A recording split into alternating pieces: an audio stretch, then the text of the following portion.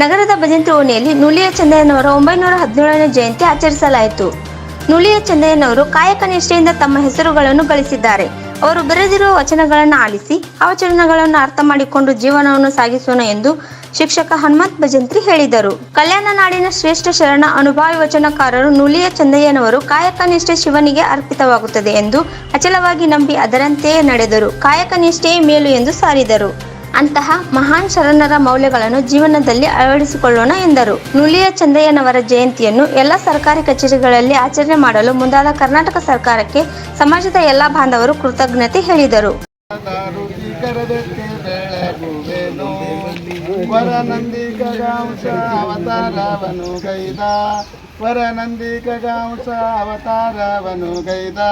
ಕರುಣಾಸಾಗರನಾದ ಶ್ರೀ ಗುರು ಮೂರ್ತಿಗೆ ಕರವೆತ್ತಿ ಬೆಳಗುವೆನೋ, ಕರವೆತ್ತಿ ಬೆಳಗುವೆನೋ. ಓಂ ಶಾಂತಿ ಶಾಂತಿ ಶಾಂತಿ ಶಾಂತಿ.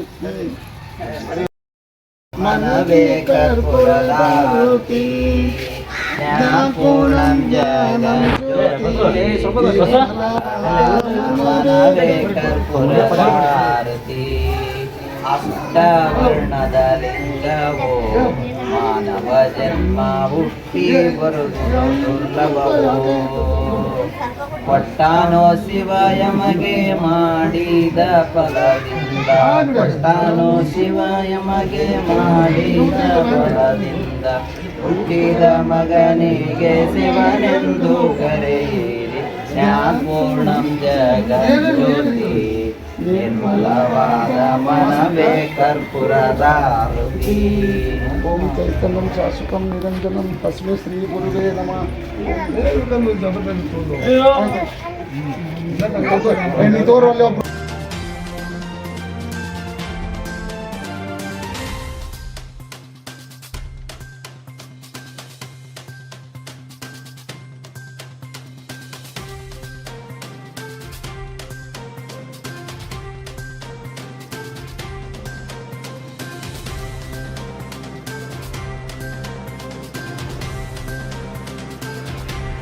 ಇನ್ನು ಈ ಸಂದರ್ಭದಲ್ಲಿ ರವಿ ಭಜಂತ್ರಿ, ನಾಗಪ್ಪ ಭಜಂತ್ರಿ, ಕಾಶಪ್ಪ ಭಜಂತ್ರಿ, ನಾರಾಯಣಪ್ಪ ಭಜಂತ್ರಿ, ಬಸವರಾಜ್ ಭಜಂತ್ರಿ, ವಿರೂಪಾಕ್ಷಪ್ಪ ಭಜಂತ್ರಿ, ಹನುಮಂತಪ್ಪ ಭಜಂತ್ರಿ, ಯಮನೂರಪ್ಪ ಭಜಂತ್ರಿ, ಗೋಪಾಲ್ ಭಜಂತ್ರಿ, ತಮ್ಮಣ್ಣ ಭಜಂತ್ರಿ, ಸತ್ಯಪ್ಪ ಭಜಂತ್ರಿ, ಅಶೋಕ್ ಭಜಂತ್ರಿ, ಲಕ್ಷ್ಮಣ್ ಭಜಂತ್ರಿ, ಮಾರುತಿ ಭಜಂತ್ರಿ, ಪರಶುರಾಮ್ ಭಜಂತ್ರಿ, ದೇವು ಭಜಂತ್ರಿ, ರಾಘು ಭಜಂತ್ರಿ, ಅನಿಲ್ ಭಜಂತ್ರಿ, ಅಡವೆಮ್ಮ ಭಜಂತ್ರಿ, ವಿಜಯಮ್ಮ ಭಜಂತ್ರಿ ಇನ್ನಿತರು ಇದ್ದರು.